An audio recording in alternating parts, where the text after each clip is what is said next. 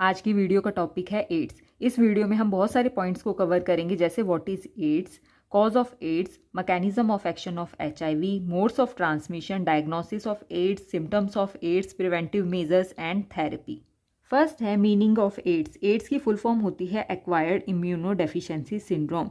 देखो, एड्स एक severe viral disease होती है, मतलब एड्स वायरस की वजह से होता है। ठीक है, इसमें क्या होता है, वायरस जिस भी होस्ट की बॉडी में जाता है, ठीक है, उसके इम्यून सिस्टम को कंट्रोल कर लेता है, जिसकी वजह से डेथ भी हो जाती है। ठीक है, नेक्स्ट है कॉज ऑफ एड्स। एड्स किस वजह से होता है? एड्स हमें पता है एक वायरल डिजीज है, इसका मतलब क्या है, एड्स वायरस की वजह से होता है, और जिस वायरस की वजह से होता है उसका नाम है एचआईवी। ठीक है, एचआईवी की फुल फॉर्म है human immuno deficiency virus. Next हम पढ़ेंगे modes of transmission of HIV. जो एचआईवी है उसका ट्रांसमिशन इन्फेक्टेड पर्सन से हेल्दी पर्सन में कैसे होता है। लेकिन पहले हम ये जानेंगे कि जो एड्स है वो कंटेजियस डिजीज़ नहीं है। कंटेजियस डिजीज़ का मतलब ये होता है कि एड्स ऐसी डिजीज़ नहीं है जो सिर्फ इन्फेक्टेड पर्सन के पास बैठने से हो जाए, या फिर इन्फेक्टेड पर्सन की अगर कोई केयर कर रहा है तो हो जाएगी, अगर उसके साथ बैठ के खाना भी खा रहे हो तब भी एड्स नहीं होगा।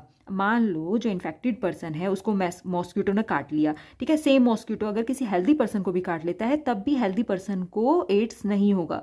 हैंडशेक करने से भी एड्स नहीं होता। लेकिन देखो, जो एड्स एचआईवी है वो इन्फेक्टेड पर्सन से हेल्दी पर्सन में कैसे ट्रांसमिट होता है? वो ट्रांसमिट होता है सेक्सुअल इंटरकोर्स के थ्रू, ऑर्गन ट्रांसप्लांटेशन के थ्रू। मान लो कोई एड्स इन्फेक्टेड पर्सन है, वो लीवर डोनेट करता है, और वो लीवर जिस भी हेल्दी पर्सन को डोनेट किया है उसने, उस हेल्दी पर्सन को एड्स होगा ही होगा, ये श्योरिटी है। ठीक है, उसके बाद है use of contaminated needle.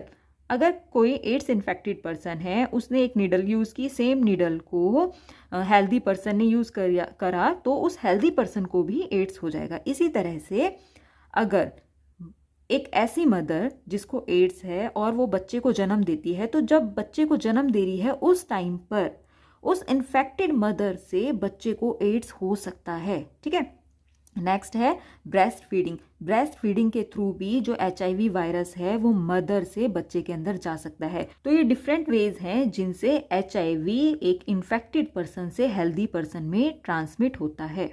Next हम पढ़ेंगे mechanism of action of HIV virus. ठीक है, देखो, जब एचआईवी वायरस हेल्दी पर्सन की बॉडी में चला जाता है तो एचआईवी वायरस किस तरह से एक्ट करता है, तो इसमें हम ये पढ़ेंगे। ठीक है, मान लो एक एड्स इन्फेक्टेड पर्सन था, उसने नीडल यूज़ की, सेम नीडल हेल्दी पर्सन ने यूज़ की। ठीक है, तो कंटेमिनेटेड नीडल ही तो यूज़ की हेल्दी पर्सन ने।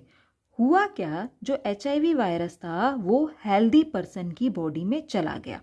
अब हेल्दी पर्सन की बॉडी में जाकर क्या होगा कि जो ह्यूमन इम्यून सिस्टम की हेल्पर टी सेल्स हैं उन पर ये एचआईवी वायरस अटैक करेगा। ठीक है, जब ये HIV virus helper T cell पे अटैक करता है तो एचआईवी वायरस का genomic RNA and enzyme reverse transcriptase ये चला जाता है हेल्पर टी सेल्स के अंदर।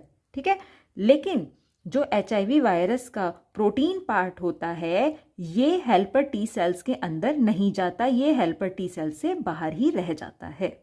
तो हेल्पर टी सेल के अंदर क्या जाता है, genomic RNA and enzyme reverse transcriptase. ये देखो, ये सिर्फ 4 ही पॉइंट है, क्योंकि इस पेज पे सिर्फ 4 पॉइंट बन रहे थे। अभी आगे के और भी पॉइंट है वो हम पढ़ेंगे अभी। देखो, अभी हमने पढ़ा कि हेल्पर टी सेल के अंदर जीनोमिक आरएनए चला गया और एंजाइम रिवर्स ट्रांसक्रिप्टेज चला गया। तो अब क्वेश्चन ये है कि हेल्पर टी सेल के अंदर ये जीनोमिक आरएनए और एंजाइम रिवर्स ट्रांसक्रिप्टेज क्या करते हैं। हेल्पर टी सेल के अंदर जो ये जीनोमिक आरएनए है, यानी कि जो वायरल आरएनए है, वो डीएनए सिंथेसाइज करता है, मतलब डीएनए बनाता है, और डीएनए बनाने के लिए ये रिवर्स ट्रांसक्रिप्टेज एंजाइम की हेल्प लेता है। इसीलिए हेल्पर टी सेल के अंदर viral RNA and enzyme reverse transcriptase जाते हैं। ठीक है, अब देखो, वायरस ने डीएनए बना लिया अपना। अब ये डीएनए क्या करेगा, जो ये वायरल डीएनए है ये होस्ट डीएनए के साथ इनकॉर्पोरेट हो जाता है। अब जो एचआईवी का डीएनए है, ठीक है, वो होस्ट डीएनए के साथ इनकॉर्पोरेट हो गया, मिल गया। अब होगा क्या, अब देखो होता क्या है कि जो वायरल जीनोम है, ठीक है, वायरल जीनोम है, उसने बहुत सारे आरएनए पार्टिकल्स बना लिए और इन आरएनए पार्टिकल्स के आसपास बहुत सारे प्रोटीन कैप्सिड होते हैं जो कि कंप्लीट वायरल पार्टिकल बना लेते हैं। अब एक हेल्पर टी सेल के अंदर बहुत सारे वायरल पार्टिकल बन गया। अब जब बहुत सारे वायरल पार्टिकल बन जाएंगे तो जो ये हेल्पर टी सेल है वो लाइज्ड हो जाएगी, मतलब फट जाएगी, टूट जाएगी, ठीक है, जिसकी वजह से बहुत सारे HIV वायरस इस जो ये सेल थी, जो ये हेल्पर टी सेल थी, उससे बाहर आ जाएंगे और नई हेल्पर टी सेल को इन्फेक्ट करेंगे। तो ये पूरी प्रोसेस ऐसे ही चलती रहती है, ठीक है। और इसके बाद सिम्टम्स अपीयर होते हैं एड्स के। नेक्स्ट हम पढ़ेंगे सिम्टम्स। देखो, जो नॉर्मल हेल्दी पर्सन होते हैं उनमें हेल्पर टी सेल का काउंट 500 to 1500 होता है, लेकिन जो HIV इन्फेक्टेड पर्सन होते हैं उनमें HIV virus helper T cell पर अटैक करता है, जिसकी वजह से उनमें हेल्पर टी सेल का काउंट 200 से भी कम हो जाता है। नेक्स्ट सिम्टम है न्यूमोसिस्टिस कैरनी निमोनिया। ये एक लंग डिजीज होती है और ये HIV इन्फेक्टेड पर्सन में पाई जाती है। 80% ऐसे केस देखे गए हैं जो HIV इन्फेक्टेड पर्सन होता है उनमें लंग डिजीज होती है। इसी तरह से इडियोपैथिक मल्टीपल, ये एक स्किन कैंसर है। 70% जो HIV इन्फेक्टेड पर्सन है उनमें स्किन कैंसर देखा गया है। नेक्स्ट पॉइंट है HIV इन्फेक्टेड पर्सन में जब HIV इन्फेक्शन बहुत ज़्यादा फैल जाता है तो उनमें सीवियर ब्रेन डैमेज भी हो जाता है। देखो, ये ना कुछ टेक्निकल टर्म्स हैं जिनको यूज़ किया जाता है। अगर आपको ये याद नहीं होती तो आप ये टर्म्स भी लिख के आ सकते हो, ठीक है। उसके बाद है थ्रोम्बोसाइटोपेनिक परपूरिया। इसमें क्या होता है कि जो ब्लड प्लेटलेट्स हैं उनका काउंट बहुत कम हो जाता है, जिसकी वजह से हेमरेज हो जाता है। नेक्स्ट है लिम्फोमा, ये होता है लिम्फेटिक कैंसर। उसके बाद है स्वेलिंग ऑफ लिम्फ नोड, ठीक है। तो ये सभी जो सिम्टम्स हैं ना, ये HIV इन्फेक्टेड पर्सन में होते ही होते हैं। इसके अलावा भी बहुत सिम्टम्स होते हैं जैसे loss of weight, night sweat, swollen lymph nodes and fever. Next हम पढ़ेंगे डायग्नोसिस। देखो, किसी पर्सन में सिम्टम्स आ रहे हैं एड्स के, ठीक है, लेकिन सिम्टम्स के बेसिस पे डिक्लेयर नहीं कर सकते कि उस पर्सन को एड्स है या नहीं है। तो उसके लिए प्रॉपर डायग्नोसिस किया जाता है, प्रॉपर टेस्ट किए जाते हैं कि पर्सन को एड्स है या नहीं है। तो डायग्नोस करने के लिए कुछ टेस्ट होते हैं जैसे ELISA test, western blot test, ठीक है। अगर किसी पर्सन को 2 या 2 से ज़्यादा वीक हो गए हैं, HIV इन्फेक्शन हुए, तो इन टेस्ट की हेल्प से ये डायग्नोस किया जा सकता है कि एड्स है उस पर्सन को या नहीं है।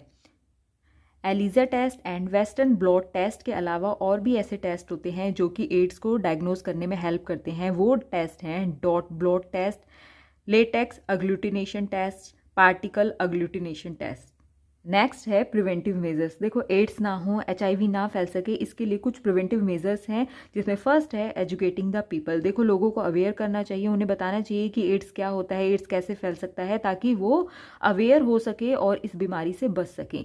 सेकंड है जिस निडल और सिरिंज को एक बार किसी ने यूज़ कर लिया है, उस निडल एंड सिरिंज को दोबारा यूज़ नहीं करना चाहिए, ठीक है। थर्ड पॉइंट है जो भी लोग ब्लड डोनेट करते हैं, ऑर्गन्स डोनेट करते हैं या फिर सीमेंट डोनेट करते हैं, इनका प्रॉपर टेस्ट होना चाहिए कि इन्हें HIV तो नहीं है। फोर्थ पॉइंट है मोनोगैमस रिलेशनशिप, मतलब सिर्फ एक ही पार्टनर के साथ रिलेशनशिप में रहना चाहिए। फिफ्थ पॉइंट है अवॉइडिंग प्रोस्टिट्यूशन। सिक्स्थ पॉइंट है यूजिंग कॉन्डोम्स। सेवंथ पॉइंट है लाइफ लॉन्ग मोनोगैमी, मतलब लाइफ लॉन्ग एक ही पार्टनर के साथ रहना चाहिए, ठीक है। डिस्पोजेबल सिरिंज का यूज़ करने चाहिए। डिस्पोजेबल सिरिंज वो सिरिंज होती हैं जिन्हें एक बार यूज़ कर दिया और उसके बाद उन्हें डिस्पोज कर दिया, मतलब उनका दोबारा यूज़ नहीं किया जा सकता, ठीक है। तो अगर इन सब चीज़ों को अपनाएंगे तो एड्स को स्प्रेड होने से बचाया जा सकता है। नेक्स्ट है थेरेपी। अगर किसी पर्सन को एड्स हो जाता है तो उस केस में थेरेपी काम करती है। देखो, रियलिटी तो ये है कि आज तक कोई भी स्पेसिफिक थेरेपी नहीं है HIV इन्फेक्शन के लिए, लेकिन फिर भी एजाइडोथायमिडीन एक ड्रग है जो कि एड्स वायरस को सप्रेस करती है। इसके अलावा TIAS इंजेक्शन है जो कि एड्स वायरस के प्रोलिफरेशन को रोकता है, ठीक है।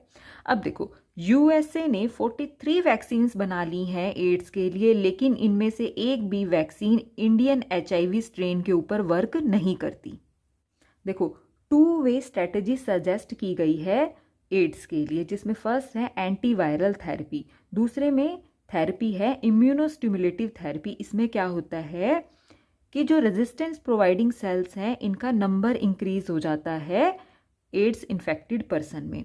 तो आज की वीडियो में हमने एड्स के बारे में पढ़ा,